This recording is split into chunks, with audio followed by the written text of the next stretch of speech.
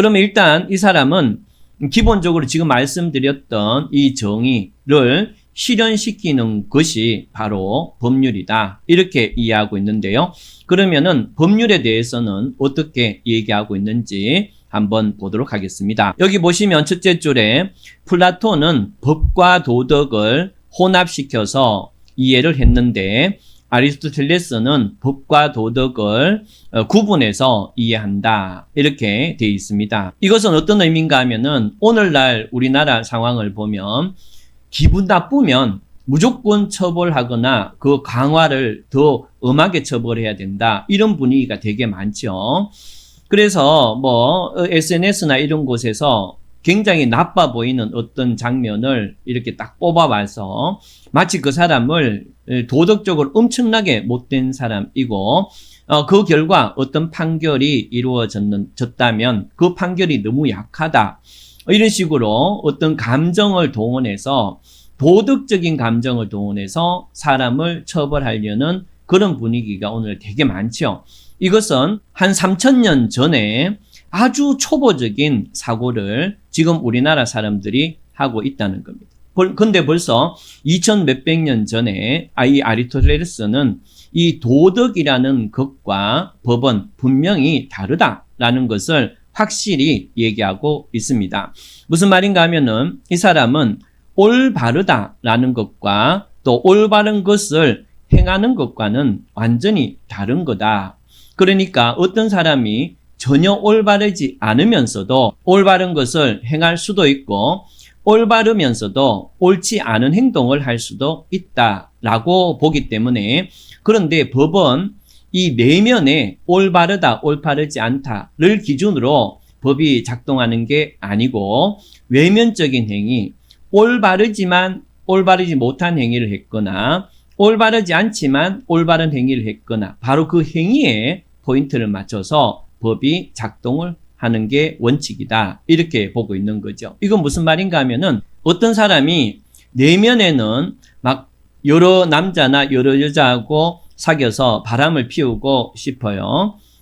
한마디로 내면에서는 거기에 대한 어떤 거부감이 없다는 거예요. 그런데 이 사람은 처벌되거나 이런 것이 두려워서 그래서 올바른 듯이 행동할 수가 있다는 겁니다.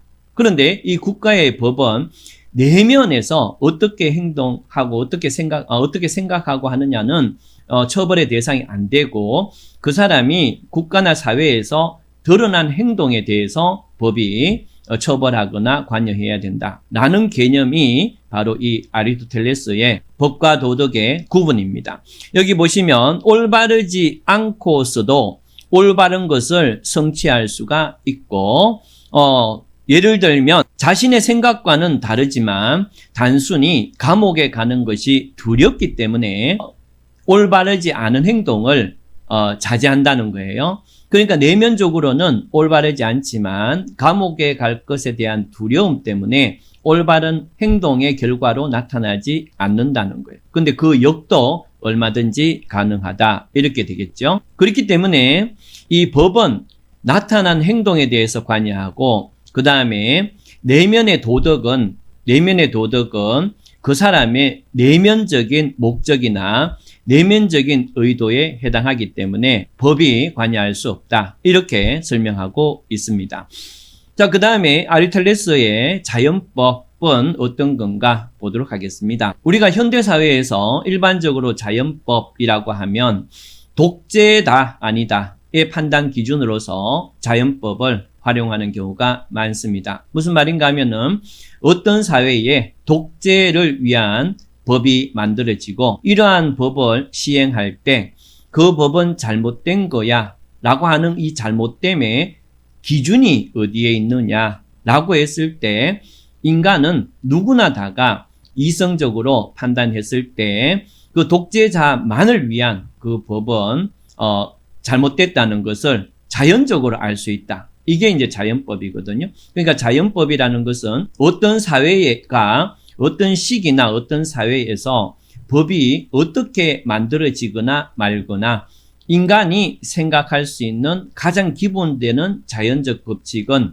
늘 언제나 불변하고 그 기준에 맞췄을 때 그 구체적인 지역이나 시기에 만들어지는 법이 잘못됐다, 잘됐다 판단할 수 있는 게 된다는 거예요. 이것을 우리는 자연법 이렇게 얘기합니다. 예를 들면 밤에 우는 고양이가 있다면 잡아서 죽을 때까지 털을 뽑는다. 그러한 어떤 실정법이 있다고 봤을 때 밤에 길을 가다가 야옹이라고 하는데 갑자기 경찰에 나타나서 고양이를 죽을 때까지 털을 뽑고 있다. 그러면은 그걸 보는 거의 모든 사람은 야, 이게 너무 심하다라는 생각을 하게 되겠죠. 그런 생각이 바로 인간이 누가 뭐라 하지 않아도 자연적으로 인식하는 자연법이라고 하는 겁니다. 그런데 이 자연법은 중세의 토마스 아퀴나스나 근대의 칸트 이런 사람들은 어떤 지역이나 장소와 상관없이 신의 뜻에 의해서 만들어진 영원불변의 자연법이라는 게 있고 라고 토마스 아퀴나스는 얘기하고 칸트는 인간의 순수이성, 실천이성, 순수이성에 의해서 영원불변의 자연법이 인식이 되고 인간의 이성에서 인식이 되고 그 자연법에 의해서 실천이성과 선의지에 의해서 그 결과가 달성이 될 수 있다. 이렇게 보기 때문에 어쨌든 자연법은 영원불변한 우리가 그걸 인식하든 인식하지 못하든 영원불변한 어떤 진리 이렇게 보는 게 자연법인데 아리스토텔레스는 이 자연법을 어떻게 봤는지 지금부터 설명드리도록 하겠습니다. 일단 이 아리스토텔레스의 자연법이 이 현대의 자연법과 어떻게 다른가를 알기 전에 지금 여기에 보이는 글을 한번 읽어보도록 하겠습니다. 이 사람은 자연의 관찰과 분석에 의해서 알아내는 자연법은 매우 불완전하고 모호하기 때문에 실정법규, 그러니까 현재 정해진 법규죠. 실정법규는 자연법의 애매함과 모호함을 메꾸는 그러한 역할을 하는 게 실정법이다. 이렇게 해서 아까 전에 현대의 자연법은 자연법이 있고 그 다음에 실정법이 있고 실정법이 자연법에 맞느냐 안 맞느냐 이렇게 접근을 해서 실정법과 자연법을 병렬적으로 따로 존재하는 걸로 봅니다. 그런데 아리스토텔레스는 자연적인 법칙이 있는데 그러한 자연적인 법칙은 인간이 인식했을 때 모호하고 추상적이라는 거예요. 다시 말씀드리면 아까 예에서 고양이를 죽을 때까지 털을 뽑는다. 이렇게 어떤 명백한 어떤 문제가 있을 때는 우리가 대부분 그게 잘못됐다라는 자연법적 원칙을 함께 느낄 수 있지만 하지만 세금을 10만 원 올려야 되는지 11만 원 올려야 되는지 이런 곳에서는 사실은 자연법이 어디까지냐에 대해서 상당히 적절하지 못한 이런 점에서 모호하고 애매한 부분이 있다는 겁니다. 예를 들면 행동으로 봤을 때는 상당히 좀 못돼 보이는 행동을 한 범죄자가 있다는 거예요. 근데 그 사람의 어떤 성장 과정이나 이런 걸 보니까 상당히 안타까운 부분이 많았다는 거예요. 그러면 이럴 경우에는 그 사람에게 징역을 3년을 이렇게 규정해야 될지 안 그러면 아주 그냥 10년을 규정해야 될지 그러면은 이 자연법이 그걸 해결해 주느냐 그 해결하지 못한다는 거예요. 그렇기 때문에 이 아리스토텔레스는 자연법과 실정법을 병렬적으로 이렇게 딱 분리시키는 게 아니고 이 자연법을 구체화시켜서 명확화시키는 게 실정법이다. 이렇게 봐서 얘들 둘이는 서로 보완하면서 함께 가는 관계로 이렇게 이해를 하는 게 이 사람이다. 이런 뜻입니다.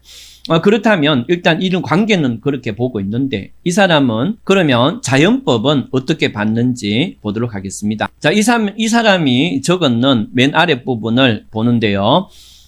이 사람은 자연은 있잖아요. 단순히 작용적 원리 혹은 진료적 원리로만 구성되거나 돌아가지는 않는다는 거예요. 다시 말씀드리면 이 자연현상은 어떤 의지나 의도가 없이 우리가 딱 보니까 자연이 이리 돌아가잖아. 그러니까 인간이 이렇게 살아야지. 이런 개념의 자연이 아니라는 겁니다. 이 아리스토텔레스는. 그렇다면 뭔가 하면은 이 자연에 있는 모든 어떤 사물이나 자연 그 자체는 나름대로 목적을 갖고 돌아가는 그런 존재라는 거예요. 예를 들면 인간이라는 걸 인간의 정신적인 요소를 제외하고 그냥 보게 되면 그냥 태어나서 영양분을 섭취해서 자라고 또 번식 활동을 한 다음에 죽고, 이게 이제 우리가 보는 그야말로 가치 개념 없는 인간이잖아요. 이게 인간만 봐도, 자연의 일부인 인간만 봐도 그렇게 존재하는 게 인간이 아니라는 겁니다. 인간은 자신이 어떤 덕을 이루고 어떤 최종적인 덕을 이루어서 행복을 얻으려고 하는 목적을 갖고 있다는 거예요. 근데 그래서 인간으로서 모든 자질을 이렇게 목적을 가지고 쭉 이루어가는 그것이 바로 인간이면서, 그렇기 때문에 우주도 그런 목적을 갖고 형성되는 거지, 있는 것 자체로 그냥 물질적이고 그냥 존재만 하는 그런 대상이 아니라는 겁니다. 그래서 이 아리스토텔레스는 자연법이 뭐냐라고 하면 물질적인 어떤 것, 그 다음에 자연적인 존재하는 그 자체로 이렇게 움직이는, 거기서 추출한 자연이 이렇게 돌아가잖아, 그러니까 인간도 이렇게 하자라는 개념이 자연법이 아니고, 진정한 자연법은 인간이든 이 우주든 걔가 어떤 의도를 갖고 달성된, 그래서 달성된 그 최종의 상태, 완전한 상태, 그것이 바로 자연법이다. 우리는 우리가 실정법이 자연법을 구체화하고 보완한다는 개념은 바로 인간의 완전한 모습, 사회의 완전한 의도가 실현된 상태, 또 우주가 완전한 의도가 실현된 상태, 그 상태를 이루기 위한 보조적인 역할로서 실정법이 필요하다. 이게 아리스토텔레스가 보는 자연법과 실정법의 관계입니다. 그래서 오른쪽에 이 사람의 글을 보면 인간의 본성은 현재 구체적으로 나타나 있는 것이 아니라 인간이 추구하여 가는 완전한 형태, 즉 목적이라고 할 수 있는데, 이 완전한 형태와 목적을 이룬 그 상태를 인간의 본성이라고 한다는 거예요. 여기 지금 인간의 본성을 얘기하고 있는데 왜 자연법을 얘기하지? 이렇게 여러분들이 생각할 수가 있는데, 그리스에서의 본성, 즉 네이처이라는 것은 자연의 본성하고 똑같은 의미예요. 그래서 요즘도 가끔 네이처가 인간의 본성으로 해석될 때도 있고 자연으로 해석될 때도 있습니다. 여기서 인간의 본성이라는 것은 인간의 자연스러운 모습, 이런 뜻이고, 그렇기 때문에 자연의 자연스러운 모습과 차이가 없는 개념입니다. 그래서 이 사람은 이 자연적인 원칙이나 인간의 본성이나 다 똑같은 건데, 얘들은 단순히 존재만 하는 게 아니고 어떤 목적을 달성하기 위한 의지로 행동을 하게 되고, 그 달성된 완전한 모습이 바로 자연적인 법칙이다. 우주로 봤을 때는 우주 자신의 목적을 달성한 것이 바로 자연법이다.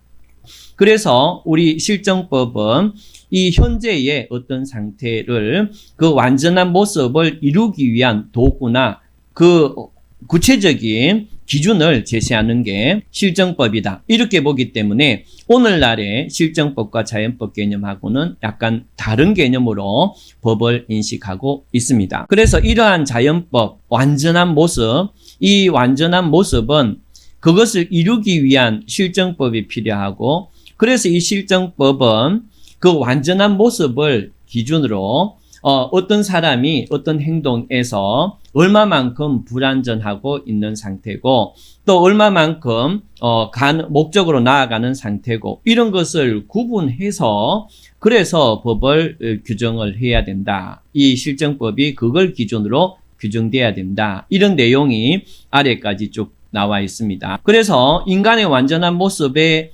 대응해서 부족하면 부족한 대로 법이 처벌을 할 수도 있고, 또 좋으면 좋은 대로 법이 보상을 할 수도 있는, 즉 실정법은 그런 역할을 해야 되고, 자연법은 그렇기 때문에 자연법은 바로 실정법의 기준이 된다. 이렇게 얘기를 할 수가 있습니다.